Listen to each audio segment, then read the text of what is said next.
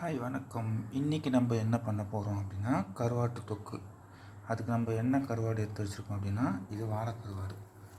என்னென்ன தேவைப்படும் அப்படின்னு பார்த்தீங்கன்னா வாழைக்கருவாடு 2, பூண்டு 1, தக்காளி 1, வெங்காயம் ஒரு 200 கிராமு, மிளகாய் பொடி, அப்புறம் உப்பு, ரெண்டுமே தேவையான அளவு. இப்போ நீளமாக இருக்க கருவாட்டை பொடிசாக கட் பண்ணிக்கலாம், பொடியாக கட் பண்ணிக்கலாம். இதுக்காக வீட்டில் சின்ன கத்திரிக்கோல் இருந்துச்சுன்னா அதை யூஸ் பண்ணுங்க. கத்திரிக்கோல் நல்லா வெட்டும், அதனால் கத்திரிக்கோல் யூஸ் பண்ணிக்கோங்க. கத்திரிக்கோலில் நல்லா வெட்டும்.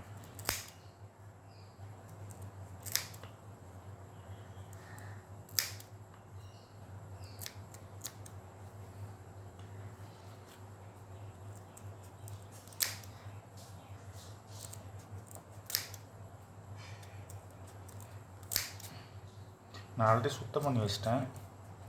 சுத்தம் பண்ணி வச்சதே இப்போ வெட்டுறேன், அதனால் நான் மறுபடியும் சுத்தம் பண்ண தேவையில்லை.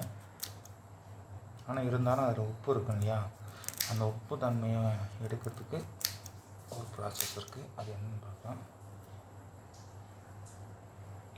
வெங்காயத்தை நல்லா நீல வாக்கில் கட் பண்ணி வச்சுக்கலாம்.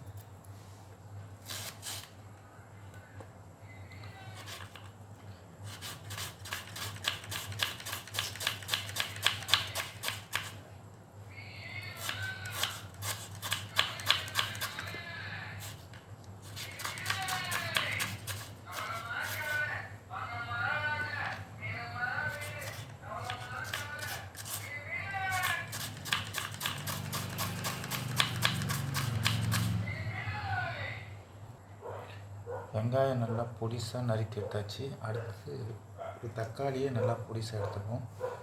இதுமாதிரி வெங்காயம் எவ்வளோ அதிகமாக போடுறோமோ அந்த அளவு கருவாட்டு தொக்கும் ரொம்ப நல்லாவே இருக்கும்.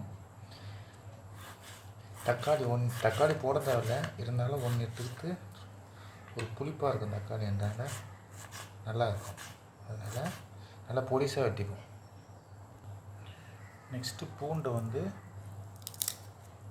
இடித்து எடுத்துக்கலாம்.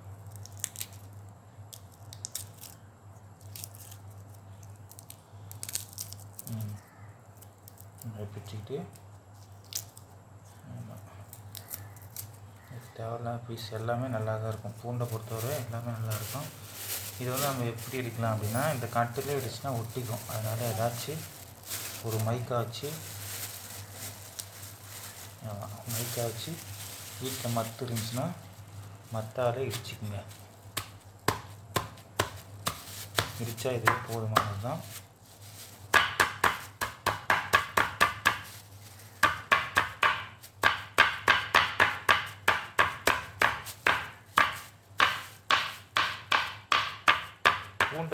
பூண்டை உரிசி போட்டதுக்குள்ள இந்த மாதிரி இடித்து தோலோடு இடித்து போட்டால் இன்னும் நல்லா வாசமாக இருக்கும்.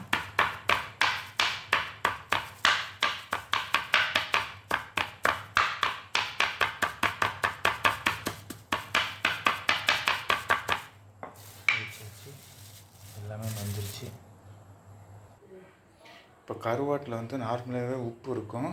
அந்த உப்பை எடுக்கிறதுக்கு என்ன பண்ணலாம் அப்படின்னா, கொஞ்சமாக சுடு தண்ணி போட்டு அதை கொதிக்க வச்சுன்னா உப்பு எல்லாம் போயிடும். அதுக்கு ஃபஸ்ட்டு ஸ்டவ் ஆஃப் பண்ணுறோம், ஆன் பண்ணுறோம், பற்ற வைக்கிறோம். ஃபஸ்ட்டு கருவாடு போட்டு வச்சுருக்கேன்.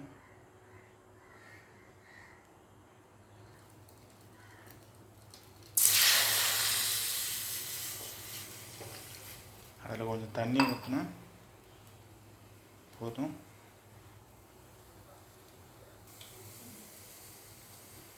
கருந்தையோட பேக் சைடு இருக்கு இல்லையா, ஆமாம், அது போயிட்டு கொஞ்சம் லைட்டாக கொதி வந்ததுனாலுமே போதும், அந்த உப்பு எல்லாம் போயிடும். இப்போ நம்ம கருவாட்டை சுத்தம் பண்ணி எடுத்தாச்சு. இதுக்கப்புறம் என்ன பண்ணோம் அப்படின்னா, இது நம்ம பொரிக்கிறோம். இதுக்கு நம்ம ஒரு கடாய் எடுத்துக்கிறோம். எடுத்துக்கிட்டு இப்போ எண்ணெய் ஊற்றுறோம். தேவையான அளவு எண்ணெய் ஊற்றுறோம்.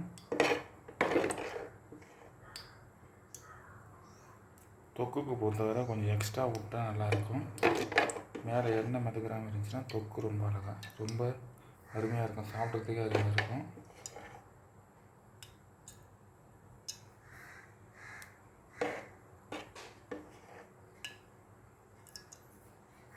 அதனால் இப்போ நிறையா விட்டுக்கிட்டேன்.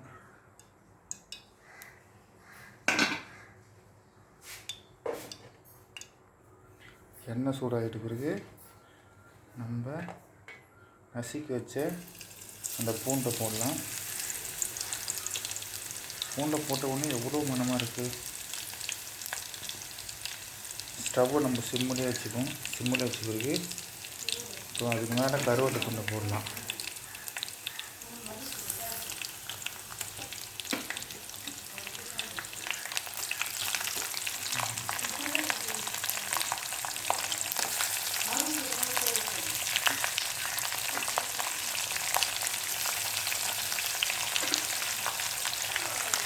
கருவேப்பிலை போட்டுட்டோம். நல்லா பொரியுது. எண்ணெயில் நல்லா பொரிஞ்சு வரணும். இந்த கருவாடு நல்லா பொரிஞ்சு வரணும். நிறைய பேர் தலையை விட்டுடுவாங்க, ஆனால் தலை ரொம்ப டேஸ்ட்டாக இருக்கும் இந்த தொக்குக்கு. அதனால் அதையும் சேர்த்து போட்டுக்கணும். எல்லாமே பொரிஞ்சு வரும். அந்த பூண்டோட மணமும் கருவேட்டோட மணமும் எண்ணெயில் அப்படியே சேர்ந்து வரும். ரொம்ப அருமையாக இருக்கும். நல்லா பொரிஞ்சு வருது. நல்லா ஒரு முறை திருப்பி விட்டுக்கணும். திருப்ப முடியல அதனால நம்ம கலரி விட்டுருவோம். சரிங்களா? கலரிட்டு இது நல்லா பூண்டு கூட நல்லா வேகுது. கலட்டும். நல்லா கலர் மாறுது. தெரியுதா? நல்லா கலர் மாறும். மாறின பிறகு நம்ம வேறு ஒரு பவுலில் எடுத்து வச்சுக்கோம். நல்லா மாறுது, நல்லா பொரியுது. நல்லா பொரியுது, கலரெல்லாம் மாறுது. நம்ம சிம்மில் வச்சுட்டு கருவேட்டெல்லாம் வேறு ஒரு பவுலுக்கு மாற்றுவோம். நம்ம தனியாக நம்ம எடுத்து வச்சிட்டோம். இப்போ இந்த கருவாடு பொரிச்ச எண்ணெயிலே வெங்காயம் போடலாம்.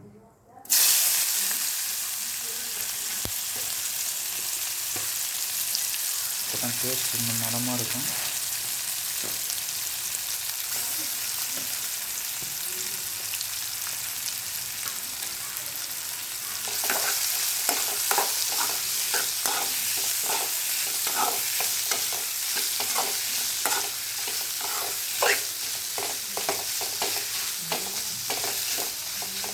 நல்லா பொன்னிறமாக வருவோம்.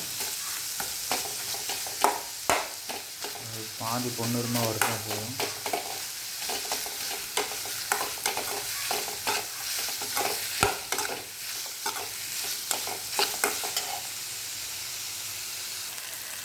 நல்லா பாதி அளவு பொன்னிறமாக எடுத்து நம்ம தக்காளி சேர்த்துக்கலாம்.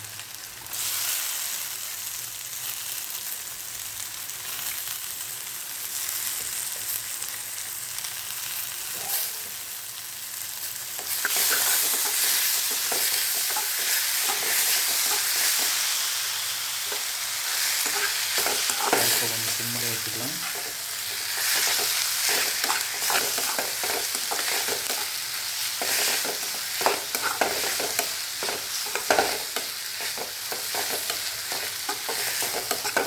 எண்ணெய் கொஞ்சம் நிறைய விடணும். இந்த இங்கே இருக்குது பாருங்கள், தழும்பு இருக்கா, இந்த மாதிரி இருந்தால் தொக்கு நல்லா இருக்கும். இது தக்காளி போடணும் அப்படின்ற அவசியம் இல்லை. இருந்தாலும் ஒரு புளிப்புக்காக போட்டுருக்கு லைட்டாக. அது நல்லாயிருக்கும் அந்த டேஸ்ட்டு. அதனால தான் தக்காளி போடுறது.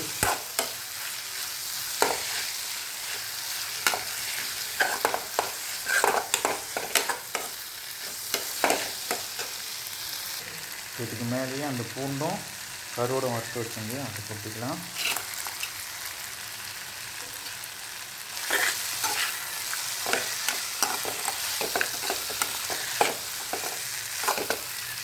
இதை நல்லா மிக்ஸ் ஆகணும்.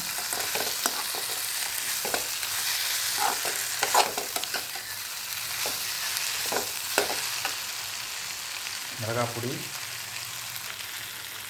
பொடி போட்டுக்கலாம். உப்பு இப்பயே போட தேவையில்லை, கரெக்டாக பார்த்துக்கலாம். ஏன்னா கருவேப்பிலையே உப்பு இருக்கும்.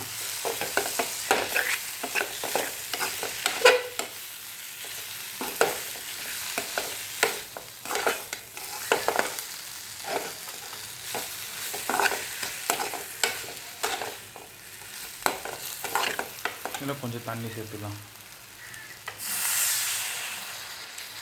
கொஞ்சமாக சேர்த்தா போதும். அது கொதித்து இது கூட மிக்ஸ் ஆகிற வரைக்கும் இருந்தால் போதும்.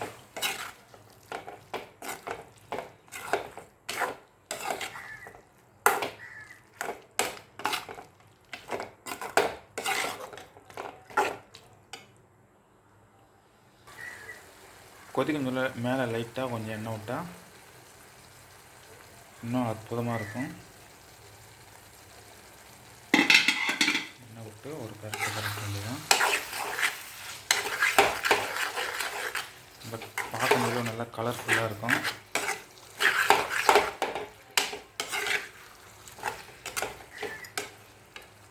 இப்போ கொஞ்சம் உப்பு கொஞ்சம் சரி பார்த்துக்கணும். இந்த டைமில் உப்பு சரி பார்த்துட்டு, உப்பு இல்லை அப்படின்னா தேவையான அளவு உப்பு போட வேண்டியதான். செக் பண்ணுங்கள், உப்பு கொஞ்சம் இல்லை, தேவையான அளவு கொஞ்சம் போட்டுக்கலாம். பார்க்கவே நல்லா வாசனையாக கலர்ஃபுல்லாக இருக்கும். கொத்தமல்லி இருந்தால் கொத்தமல்லி போடலாம், சில பேருக்கு நல்லா இருக்கும். சில பேர் எனக்கு கொத்தமல்லி வாசம் பிடிக்காது, இந்த கொத்தமல்லி போடல. ஆனால் போட்டால் ரொம்ப அற்புதமாக இருக்கும். அவ்வளோதான், சுட சுட கருவாட்டு தொக்கு தயார்.